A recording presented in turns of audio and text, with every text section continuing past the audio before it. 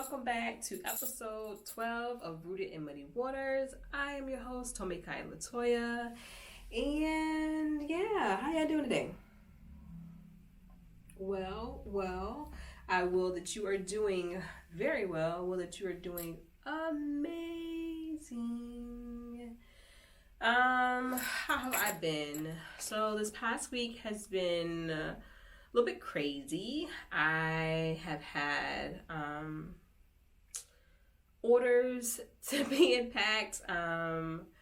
Also preparing for pop-ups. It is the middle of April and I have 3 more pop-up events to finish off the month. One this coming weekend and then 2 back-to-back next weekend.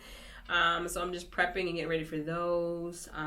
Just making sure that we're ordering inventory, getting everything, and make sure everything is, in stock for my beautiful people.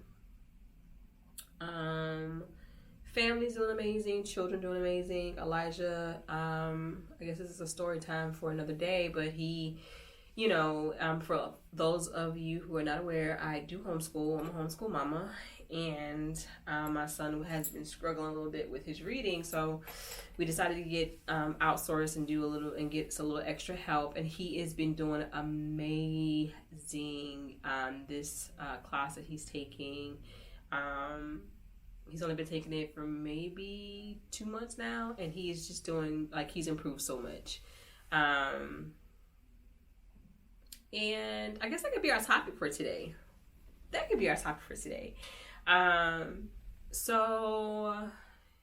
Just to give a little bit of a backstory. So, I was not always a homeschool mom. And I did send my child, my firstborn. She went to public school up until she was in the 4th grade. Around that time, her brother was born.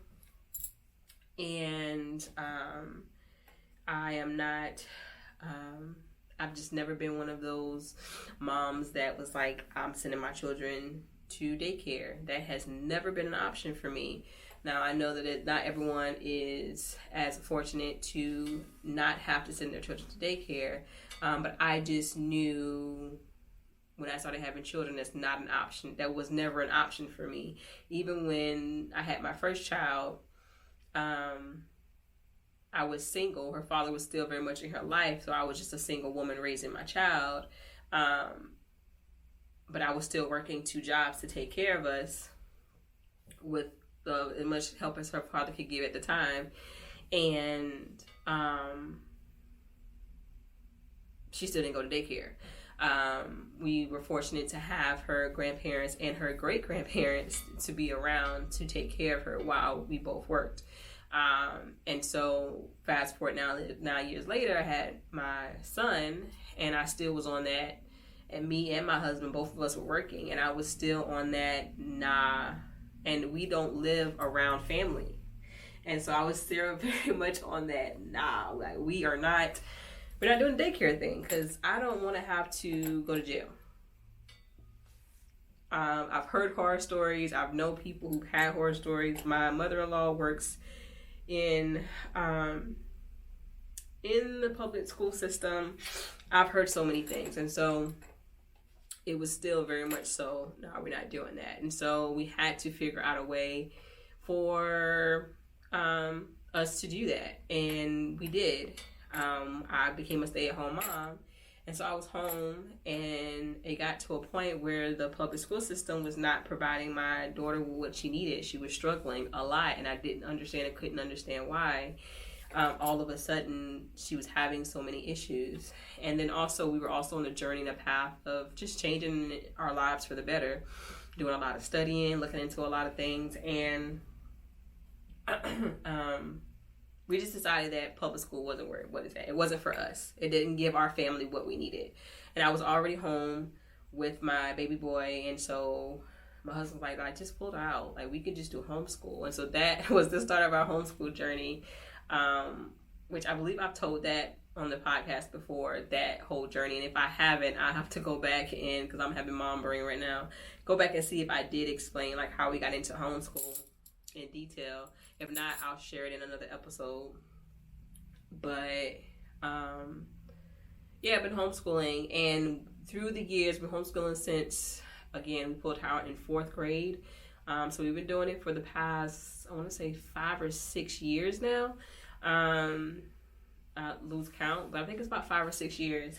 And within the past 5 or 6 years, there have been so many changes in our lives. I started a business. My husband stopped traveling for work and he was home.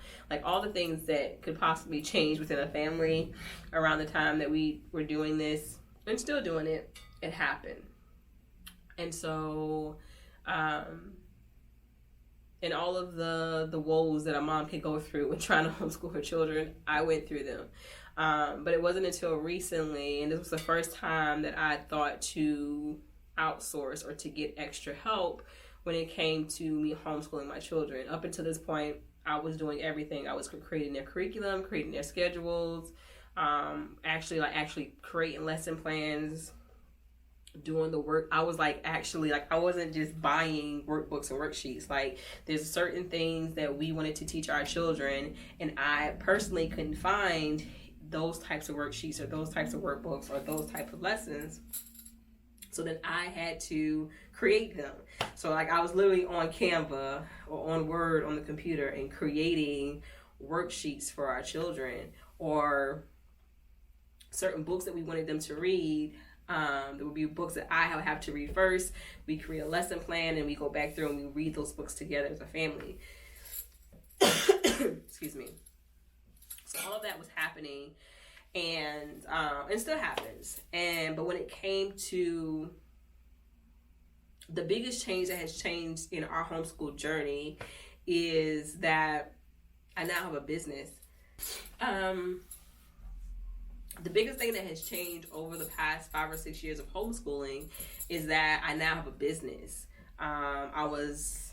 When Elijah was born, I had a business and I stopped that business because it became too overwhelming to have a newborn baby, do pop-ups, run a business, and I was also working. So that became a little bit overwhelming. And so I stopped that business. I'm like, I'm not going to create a business. I'm just going to just be a mom and focus on my children and focus on my family. And that's what I did. And then in me doing that and being the person that I am, I was put onto the path to create Arapel. And when I did, again, me doing everything in my business, from making products, inventory, paying taxes, product labeling, creating labels, packaging, like all the things, right? And me doing that, it just added so much more to my plate. And so I wasn't able to, and then my son, like, I'm trying to teach him how to read, and it's like, it's not going well. And so, me being the woman and the person that I am, was like, okay, I gotta get this, I gotta figure this out, even if I have to let parts of the business go for me to be able to do this. Like, I have to teach my son how to read. Like, why is he having so much trouble? We're not understanding. We're trying different methods that I knew how to teach him. And my husband was like, and I love my husband because he's always that soundboard for me. He's always that person that has to come in and be like, you don't have to do all of this. Like, we can find external help. We can find some other kind of ways. And so we started looking into tutoring or one-on-one tutoring. And we didn't find anything that was reasonable within our budget. But then we did find an option for him to do some online classes to give him a little bit extra help. And so that's what we did. And he's been taking that for the past 2 months. And he's improving so, like, I remember it got to a point where he was like, I don't like to read when we were struggling. And so the other night he's sitting on the couch, and I want to say he was like either on like ABC Mouse or something like that. And I asked him, I said, do you like to read? And he was like, yeah, I like to read. how can you ask me that? I was like, well, I remember a little while ago you was telling me you don't like to read. I do like to read. And so now, like, his whole energy and what he and his feelings behind reading has changed and shifted in just 2 months, and he enjoys reading, and he reads a book to me every day, and then he makes his sister read a book to him. But he reads a book to me every day, and he's doing well. He's doing so much better, and I'm so grateful for that, because I was really starting to worry.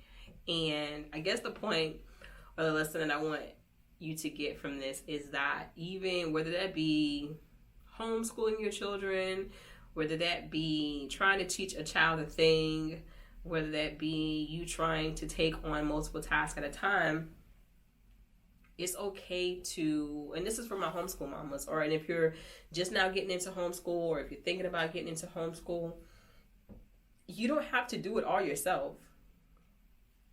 Even with me and my husband, like, my husband was having, like, it wasn't like my husband was trying to teach him how to read, and he would just like it just wasn't working, and instead of us trying to force him and to make this a miserable experience for him, we continued to try other options and other things until we found the thing that worked. And the thing that worked for him is that he needed someone else to teach him how to read. Math, we're good. He loves when me and him do time, teaching him how to tell time on an analog clock. Some people may say that that's just pointless. I disagree. But like, he loves math and doing addition and subtraction, and now we're getting into word problems, and he's enjoying that. Even though he's like, Mommy, word problems are confusing. I'm like, yeah, that's the point. Like, word problems, sometimes they throw too much information at you, or something that's not necessary to the problem, so it kind of confuses you. So just see the way his mind works as a young child is amazing. But where was I going? I was rambling.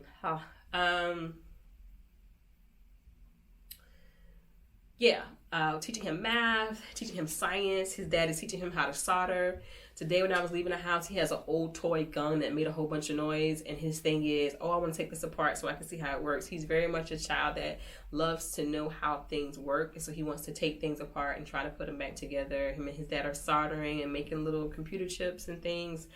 But when it came to reading, that was just a difficult spot for us when it came to teach him that. And so we had to get outside help. And I mean, we tried everything. But us getting outside help and getting him being able to take some form of online class to help him with this has really helped him to improve his reading, where he is reading now. Like, he wasn't reading at all 2 months ago, and now he's reading. And so the point and the lesson that I want you to get from this is that you don't have to do it all, and it's okay if you outsource or you get some type of outside help to help you teach your children. That's perfectly fine. Does that mean that you're less than a mother? No. Does that mean that you failed at homeschooling? Hell no. What that means is that sometimes our children, and this has happened with our son between the three of us, me, his dad, and his sister, I can say something or teach him something one way, and he not get it, he's confused. But then his sister turns around and explains it to him in the same way, but slightly different. Like, she may use a different word, or she may do it a different way, but they still got the right answer, right? She teaches him something or shows him something, and he gets it like that. That is okay. I think that as a product of public school, we are kind of like conditioned or to train to like, it has to be done this way. And I will say, me homeschooling my children most definitely got me out of that. It got me out of, it has to be done this way and in this order or by this timeline. And that is not true.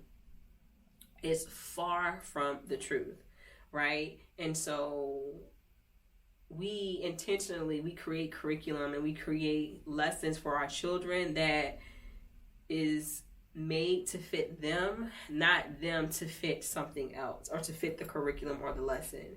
Because we found that it just didn't work. It didn't work for them. It didn't work for the way that they thought, their thought process, and it didn't work for us as a family.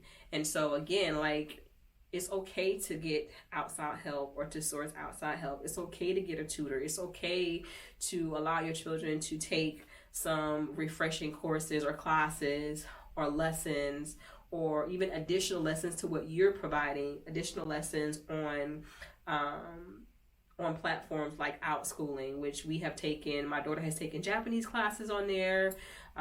We've taken multiple classes on there for our children to help them get the extra help that they need when it comes to certain subjects. So it's okay to do that. There is no cookie cutter way to homeschool your children. There is no cookie cutter way for a child to learn a thing. And I think that once we realize that, once we see that, like, it just opens up the world of possibilities for what they can learn, how they can learn, and when they can learn it. But yeah, like, don't be hard on yourself. It's okay. Again, you didn't fail as a mom. You didn't fail as a homeschool mom. Like, homeschool can be as easy as you want it to be, or as you allow it to be, because it could have been hard. Like, it got to a point where we were making it where all of us were frustrated and burnt out trying to get this boy to learn how to read, and it was getting to a point where he no longer even wanted to try, and he was starting to hate this thing.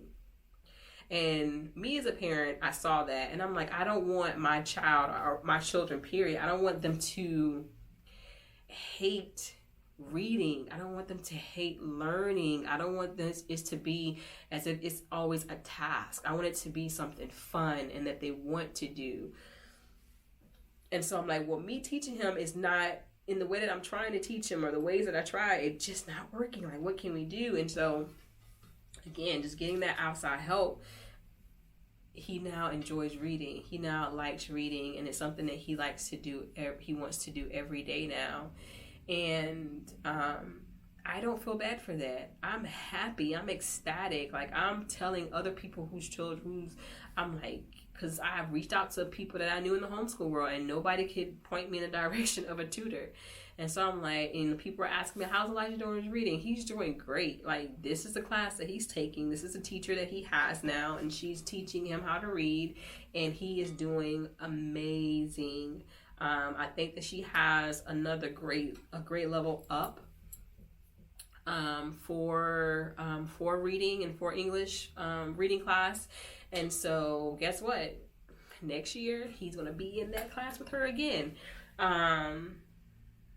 Because I want him to gain that knowledge, gain those resources, and to learn and get the tools he needs so that he can continue to be successful in his reading. And then if we ever get to a point where we feel as if he doesn't need it anymore, we can stop. But if for any reason, he can always go back. And so, yeah, that's my insight. Like, when it comes to homeschool, like, you don't have to do it all yourself.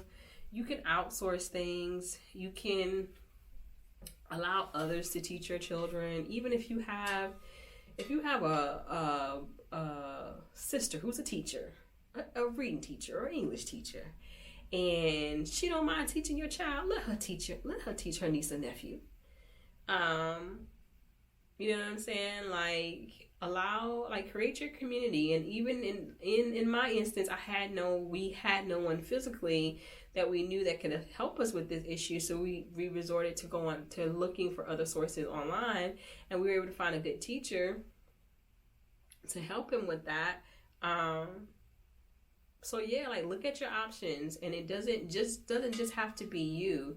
And just because someone else teaches your child, it doesn't it's not going to change the narrative of the things that you are wanting to teach your child, because you can still teach your child those things. So yeah, just get some outside help. It's fine. Doesn't mean that you're a failure. Like, let me tell you this. Okay? This is Tomi Kaya telling you, you're not a failure as a mom. You're not a failure as a homeschool mom. You are doing your complete best, 100% best, And still, sometimes you're going to need more help. And that is fine. That is okay. I don't know if I have done a homeschool episode yet or not. I don't know. Maybe I'll do one, and then I have a couple homeschool moms that I could probably bring on the podcast, and we can all talk about it. I don't remember if I actually did like a full homeschool episode or not, but most definitely, if I haven't, and if you guys would like to hear a homeschool episode, let me know in the comments. Of course, I ask that if you are listening to this podcast on any of your podcast platforms, that you please give me a rating, subscribe to the podcast and give me a rating. Or you can do both. If you are watching on YouTube, please go ahead, make sure you like, subscribe, and leave me a comment below. On YouTube. I will that this was able to feed your soul, feed your spirit, and to give you some insight to this path or on this journey. Homeschool doesn't have to be hard. Don't make it hard. Don't make your children hate the thought of learning. Just get some outside help. Until next time, peace.